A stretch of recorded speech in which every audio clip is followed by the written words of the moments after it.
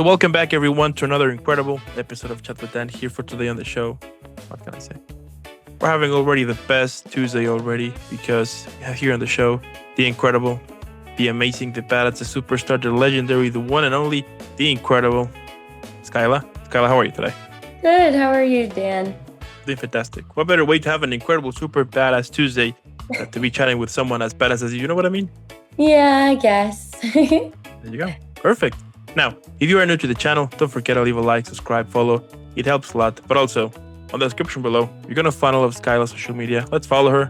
Let's find out why she's super badass, right? And without further more, let's jump in. So, I want to start this whole epic conversation by throwing out the very first question, which is, what initially drew you to acting in the first place? Like, was there like a moment, experience? Like, when was that moment in which you were like, you know what? This is going to be my passion from now on. I actually don't have a memory of it. My parents told me when I was 4 years old, I used to like point at the TV and I didn't know how to say commercial at the time, but I would just yell like, I want to be in commercial. I want to be in a commercial. And I just yell at the TV. And then I got put in theater and I was there for like a year and I was like, no, this isn't commercials. This I want to be on like TV. So then I started taking film classes when I was like 4, 5, and it's been ever since. I've before I even have a memory, it's always been something I've known. It's just a knowing. And tell me, once you decided, right, you started to make like your first steps here and there. What Mhm. were some of those challenges, right? We all have them whenever we start something new, right? So, in this case for you, what were some of those first encounters you have?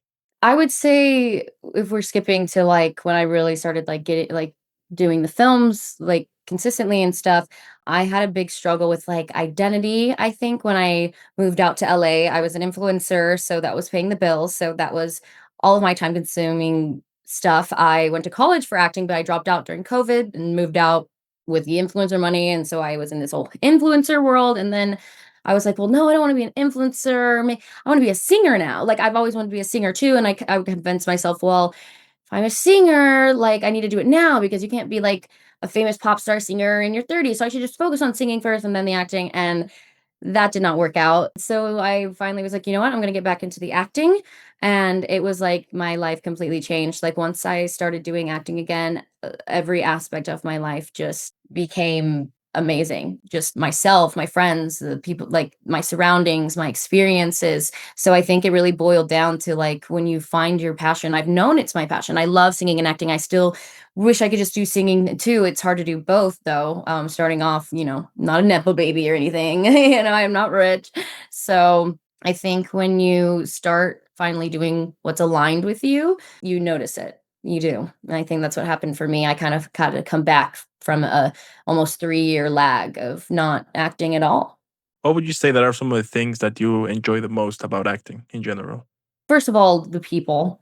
The people you meet on set, they're very similar in personality than a lot of the other kind of people I surround myself with. So the community for sure is number one. And then acting itself, I it's hard to explain. It's a craft. It's something you enjoy to do. Just like anything else. Like I have friends who are like, oh, how can you have 12-hour days and da da da da. I'm like, listen, when I was a waitress, 5 hours was like hell on earth. I can do a 12-hour day easy breezy. I would always choose a 12-hour, 14-hour if you want acting day than a 4-hour shift at a waitress job. And that's just like something that you can't get anywhere else unless it's something you're meant to do. I just love acting. I love diving into different people and becoming someone different.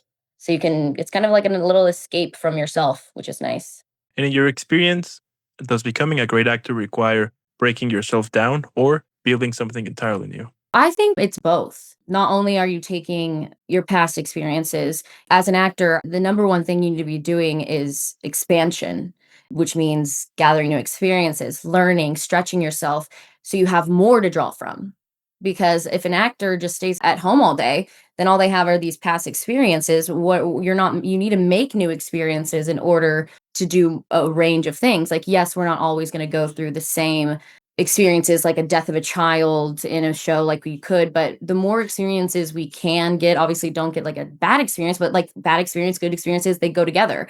And if you don't go out there and travel and learn and meet new people, you'll never have those experiences. And then now you don't have that memory to draw from when this new character comes who's like, oh, like we went and traveled here and there. Oh, I've traveled there, and now that works. So I think it's not an either or. You really have to you have to use both. You have to be growing, you have to be expanding, but you also have to take what you have already in your toolbox. Now, how do you prepare emotionally for roles that demand kind of, this vulnerability, trauma, or even grief? Like, how can you come back from it? Yeah. So for your first question, how do I prepare? I use substitution. Substitution, for those who don't know, is a way of taking a past memory that is similar to the script that you're doing or the scene that you're doing. So if I'm going through a heartbreak in a scene, I I imagine as if the person I am talking with is the person I went through that heartbreak with, and I get into that state of feeling how I felt in that moment when I was getting broken up with, like that. That's substitution. And then the second part of your question of how I come back from it, detachment. You have to learn how to detach. So when they call cut, it's like the last cut that they say for that scene, you need to detach. And I find that the best way to do that is also doing self work daily. I work daily to figure out the best ways to regulate my emotions and my thoughts. For instance, like I am aware that my dark thoughts aren't mine unless I attach to them. So I do that with my characters. These characters, their thoughts aren't mine. They're just an experience that I'm having. So you can't attach yourself to those thoughts just like you can't do that in real life. So learning how to do that in your day to day helps with the characters as well. Mm. And when you say self care, is it like I don't know, like meditation Yeah, or an outside activity. activity? Like, what is your thing Mhm. here? Yeah, I think everyone has something different. I'm a very spiritual person, like people who are religious, like anything that builds the soul, like you said, meditation, journaling. I'm constantly reading books to better myself. I love Joe Dispenza. I'm reading Joe Dispenza, Breaking the Habit of Being Yourself, just educating yourself constantly, doing creative things daily. Anything, even if it's just being the sun. Like I make sure that every day I'm in the sun at least for 15 minutes because that is something personally that makes me happy. So it depends on who the person is. For me personally, it's just those little things: eating healthy, working out, taking care of my body, taking care of my mind.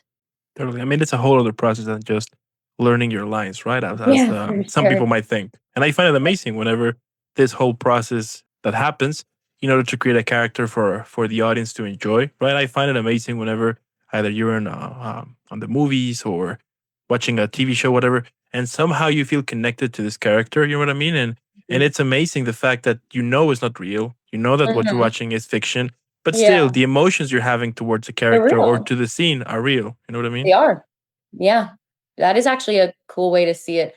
I haven't seen it, like, in that perspective in so long because 'cause I'm just so used to acting. I'm like, yeah, so for some people, they're like, "Wow, that they're actually having real emotions," and it's true, like, if you're doing it correctly. I mean, obviously, you can just do physicalities of things. A lot of times, some people are good at that, but I think you can tell. I think you can tell when something is authentic or not.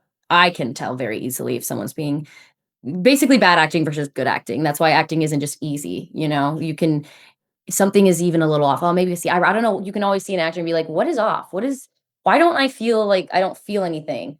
But they seem like they're doing good acting, but it's just not there. It's most likely the fact that they are not feeling the emotion, which is crazy because that means you're feeling a spiritual connection through a screen because they're doing good facial expressions, but something's still missing. And that missing piece is really just like the soul of emotions, which Totally. is, You can see there the whole crew, right? That like the whole crew it takes for them to create that, right? The yeah. script, the writing, the editing, the soundtrack. And it's so amazing that if one of those small little details does not connect, it can actually ruin the whole film. Yeah. And it's a shame. I mean, we have seen it multiple times that maybe the whole story wasn't that bad, but the way they portrayed it, or the soundtrack, or the editing, Yeah. or like something about it just doesn't connect it, and then it ruins your whole experience, or makes you feel like it didn't connect with me. You know what I mean? Mhm, 100%, I know what you mean. You need to be good at your specific position, and everyone needs to know how to collaborate in order for everything to work. It's not just the actor. It's not just the actor for sure. Absolutely. Now, do you believe acting heals, or can it sometimes reopen wounds we thought that were closed? Being an actress should heal if it's your purpose. If it's not your purpose, it's probably not going to heal you. I think everyone has that thing that they're meant to do, even if it's for a certain time period. But the second it tears you down and you don't want it, then it's not your purpose. And I think a lot of actors, I tell them, I'm like, you have to absolutely love acting. You can't just kind of like acting.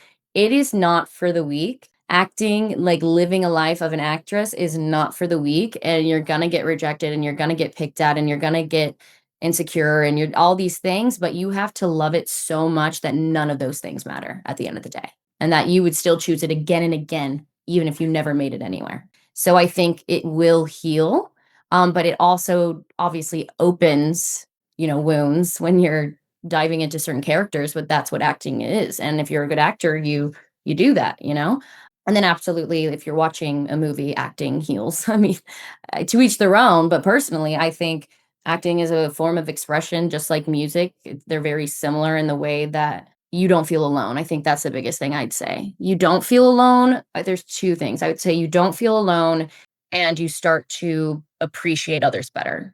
Because especially when I play like the villains, I don't just play a mean girl. I play someone who has depth for reasoning. So you can start to understand, oh, those kind of people, they came from this background. You can start to learn more about humanity and society for acting. So I think it definitely heals a society. You can't judge your character. You can't like if you get a character who's a killer, you can't be like, "Oh, I hate this character. She kills people."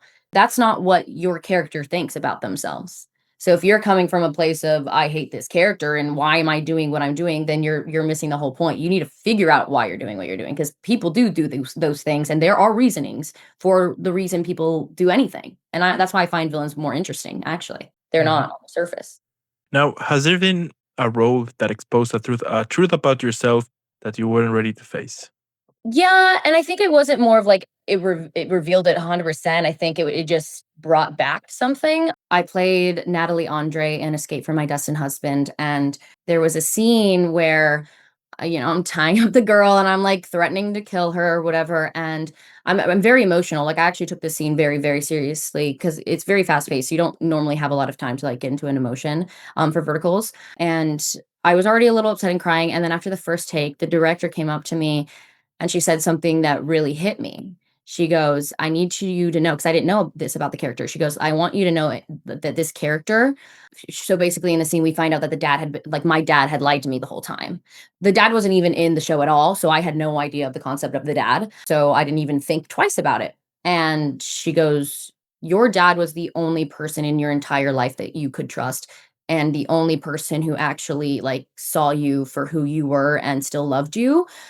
And when I heard that, and you take a note from a director and you think, okay, when in my life did I feel like that? And I realized I was like, my entire life, I've kind of felt like that in a sense where I always felt like I was going through life alone. So that really brought out that truth of feeling like I always went through life alone. And even though I have support around me, people have brought me down and I thought I could trust, like things like that. That was, and I just started bawling. I just broke down because he said one line like, "Your dad said that," and I have to go, "No, my dad wouldn't lie to me," and I broke down. So that was a very interesting scene to do. Now, some actors say they lose themselves, right, in a role. But have you ever found yourself in one? I don't really believe in the whole finding yourself thing. I find it ironic because you decide who you are every day, every moment. Identity isn't discovered. Sometimes you can rediscover old pieces of yourself, who you used to be. Like I just said, like I rediscovered that I did have that deep seated feeling of never, of feeling like I was always out of the circle or never felt like I belonged because that was her arc is that she just wanted to belong genuinely. Like her character was like, I just want to be a part of this family and no one likes me. But even that's a choice. You don't discover that old pieces. Like you decide to use those pieces. So I don't think there's ever a finding yourself. And I think people who go through life trying to find themselves are going to be very unsatisfied because once you realize that it's not something to be discovered, it's only something to be built, will you realize that you have infinite creation of who you want to be. What's something about the craft of acting that people outside the industry deeply misunderstand or overlook? I think exactly what you said earlier is that it's really all about the pieces. So I think one thing that is definitely that I've noticed definitely is like for post editing. even just that, like, that is very crucial. Yeah, you can mess up the lighting and whatever, and then it might not be cinematic, but what's really important is how you edit a film. Because especially with comedy, you can give an hilarious take, but whoever is in that editing room, if they don't slice it the correct way, that comedic timing is it has to be so perfect. So if they cut it incorrectly, it's no longer funny. They've done that with my some of my roles where like I'm like crying or da, da, da, and then they cut somewhere else and then I'm like, "No, no, you that was the part you needed right there." So I think that you need to realize that like you can watch a movie and be like, "That's terrible," but the actors were good. It could be a combination of honestly the editing and how it's edited. That is a crucial part. You can film it great, you can have a great actor, but if it's not edited correctly, it's not gonna get the message across the way it needs to. So I think that's very important to know. How do you stay grounded in an industry that constantly asks you to reinvent or sell yourself? I don't need to reinvent myself because for someone else. I had to learn that the hard way, especially like not getting leads or not da da da. Like I need to change myself. Maybe I need to do this, maybe I need to da da da. Da. The second you start doing things for other people, you lose yourself in that you lose yourself kind of sense because you can lose yourself because you don't even know who you are, your sense of self. So I think you just really need to take care of your body, your mind, your soul every day and you really need to learn how to be happy with yourself or at least peaceful. You don't have to be always happy, but you just need to set boundaries and you need to learn that like you don't need to change. You're going to be perfect for something else. Say you do change because all these people told you to change, but that real version of you that you want to call yourself would have been perfect for this role. So it's like if you keep changing yourself, building this new identity, which unless like just for someone else, that's not aligned with your who you are, if that makes sense. So yeah, you stay grounded by being set in who you are every day. Yeah, So absolutely. It's important to have boundaries. And I have discovered that it's so interesting that whenever you're setting boundaries, either people think you're an asshole, you know what I mean? It's like this line, it's like this very delicate line here that whenever you're setting your boundaries yourself, people don't quite accept it. You know what I mean? Or at least you can totally tell when that happened when someone is trying to take an advantage of if they're rejecting your boundaries. You know what I mean? 100%. And I think that even for women, it's harder because a man setting a boundary is a boss and a woman setting a boundary is a bitch. So I've just learned that I mean, I didn't have to learn this. I honestly grew up this way, and I do know a lot of actresses out there who don't have that skill yet to set boundaries, saying like, "Ah, they forced me to do that," and I'm like, "Forced? No, no, no, no, no. No one can force you to do anything." So I think it's important in this industry to be able to set boundaries. I am just a lucky person. I've been raised to set boundaries. I'm a very strong-headed person. I speak what I think. So I have never been put in a situation where I did something I didn't want to do because if I don't want to do something, I don't do it. And it's as simple as that. Let's talk a little bit about self doubt, right? So, how do you navigate those silent moments where the imposter syndrome starts to creep in? I have to be honest with you, I experience in an overarching understanding of my acting career, I don't really experience self-doubt often. Was very lucky to be raised in a family that praised me for my talents and encouraged me to be creative. So I have really been set in myself in my craft. There's always going to be self-doubt about did I do this right or did I look this way or oh, I just did that callback. Did they like me? Like doubt like that. But in an overarching like self-doubt about my career, that's rarely happened. There's been like one or two times where I'm like, I really felt it for the first time. I was like, ooh, I'm not feeling that again. If I don't want to feel doubt, I just don't, you know. I mean, you have to imagine, like I told you, I known I wanted to do this before I've even known. You know what I mean? So it's hard to doubt something that's always been you. And at the same time, how you handle rejection, right? Nobody likes being rejected. So, how you Mhm. stay positive, or like how you stay positive on it and not let yourself feeling miserable, or like all of those toxic feelings, basically. I don't really like if are you talking in the sense of like, oh, rejected from a like a show or a film where you didn't get this part? So be it. No, most of the time you don't even hear back. So like if you're focusing on one audition and it never came, then you're not doing it right. You do it, you do the audition, you let it go, on to the next. You don't have time to be worrying about like, you should be doing so many auditions that you forgot about it. So I don't attach myself to things. Like, I'm sure if like a big Netflix came in, I'd be like, "Oh, darn, that would suck." Yeah, but like, I'm not gonna be focusing on it every second of every day, and if it doesn't come, so be it. Another one will come. It wasn't meant for me. I wasn't right for the part. It wasn't meant for me. I don't feel rejected ever. I think it's not a rejection, it's just a push towards something that's actually meant for you.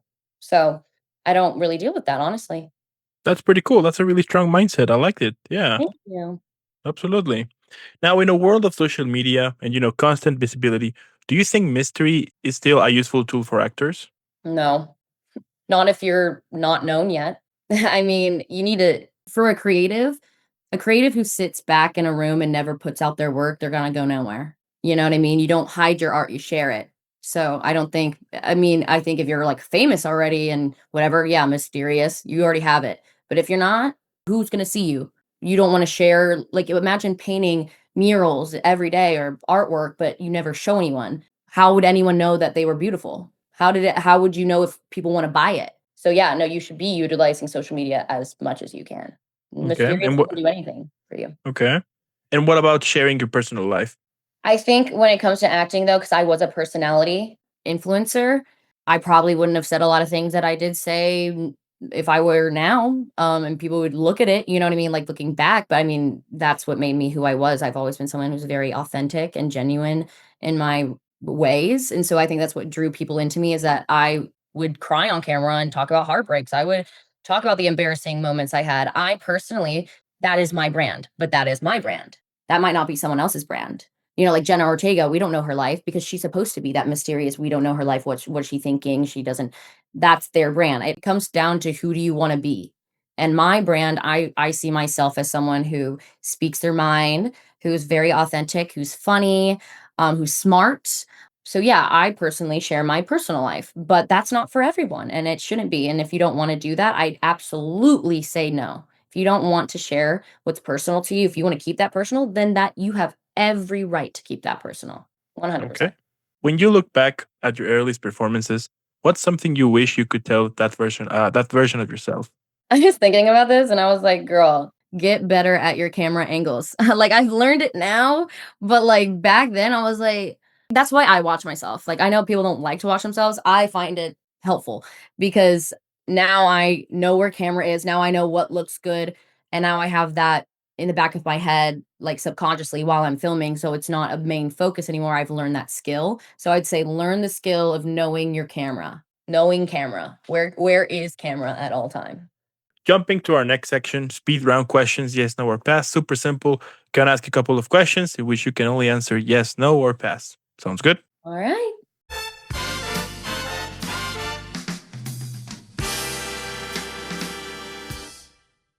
Do you ever stay in character after the director yells cut? No, but cut from the scene? No. Cut for another scene? Yes. So if it was cut and we're doing another take, yes, you stay in it until that scene is done. So, yes, no. You know what I mean? Okay. Have you ever cried in a scene that it wasn't scripted? Absolutely. Do you believe in method acting? To an extent. I don't believe that I know some of the greatest A-listers out there do method acting to the point that they're in the character every day until that shoot is done. Absolutely do not agree with. Yes, you did great acting, but I don't sorry, unpopular opinion, I find that to be you're not a very professional actor. Because a real professional actor, what acting is at its heart is being able to switch from yourself to a character. If you have to stay in a character for 3, 4 months every single day, you're telling me that you don't have the skill to jump in and out of a character, and that's one of the biggest skills of acting. So yes, love those A-listers that do that, don't agree with it, don't think it's healthy, and then you end up harming yourself for future characters because now, like you said, the losing yourself, now you have an identity of someone else. Now you have to get like it's not healthy and I don't agree with it. So method acting to a point like method acting to the substitution, yes. If you're staying in that character every day after set, no, absolutely not. I don't think that's how an actor should be doing it. Have you ever regretted saying yes to a role? No, Do you think awards still matter? I think awards are amazing and whatever, but you don't need them, no. Is vulnerability your greatest weapon as an actor? Absolutely. Do you memorize lines quickly? Yes. Have you ever rewritten a line in your head because it didn't feel real? I didn't rewrite it in my head. I spoke it out differently because I didn't like the way it was written. If that's what you mean. hmm Do you think fame ruins craft? It can. Depends on the person. And would you take a break of acting if your soul asked for it? If a soul asks for it, then absolutely. Why would you not? Your soul knows what you want.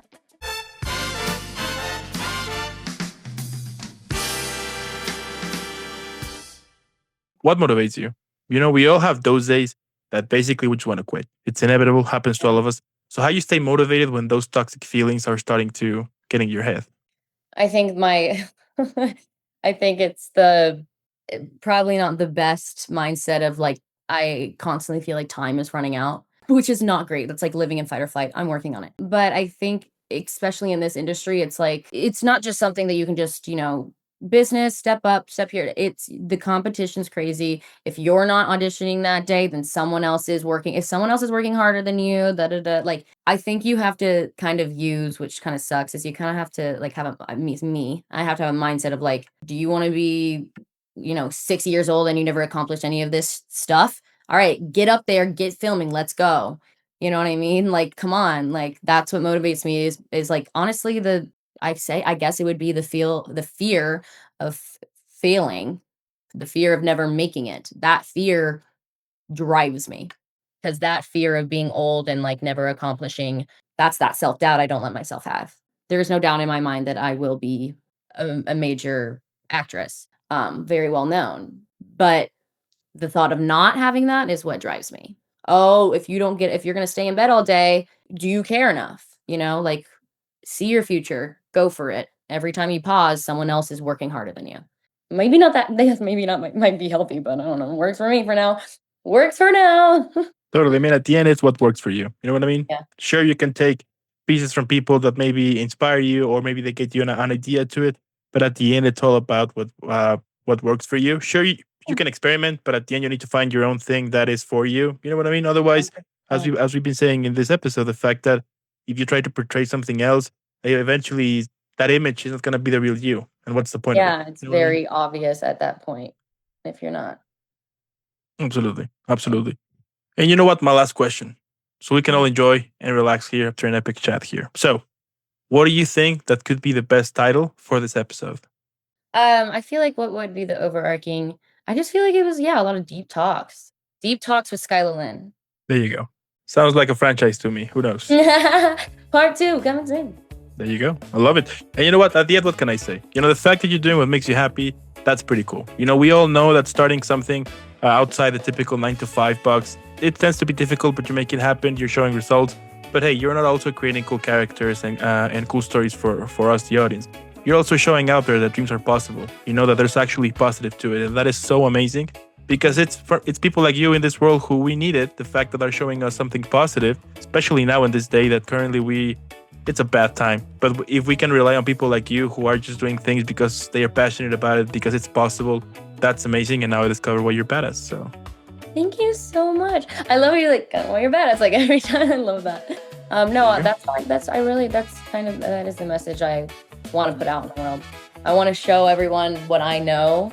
And the only way to do that is to get known by more people so I can spread the word to the world about how I know how I just want to share my knowledge with everybody. I want everyone to like hear things that I feel like I'm an only child, but like even with my younger like cousins, not siblings, I call them siblings, like because I'm older, my favorite thing to do is like I've been through this experience. Let me help you. Let me guide you. I want to be a guide. I want to be an inspiration. And yeah. One day. well, you are already making it happen. You already inspired me, so that's epic. That's Thank you so much. That's pretty cool. There you go. Now, I do want to thank also those who stayed the whole episode. Let us know what you think in the comments below. But come on, by this point, you should know why Skyla is super badass. Let's keep making her viral. # Team Skyla. And again, thank you for making this happen. Keep shining out there. Keep rocking. Keep doing what you do. You're doing an amazing job here. And I'll definitely be seeing you in the next one. Thank you so much. It's been an honor. All right.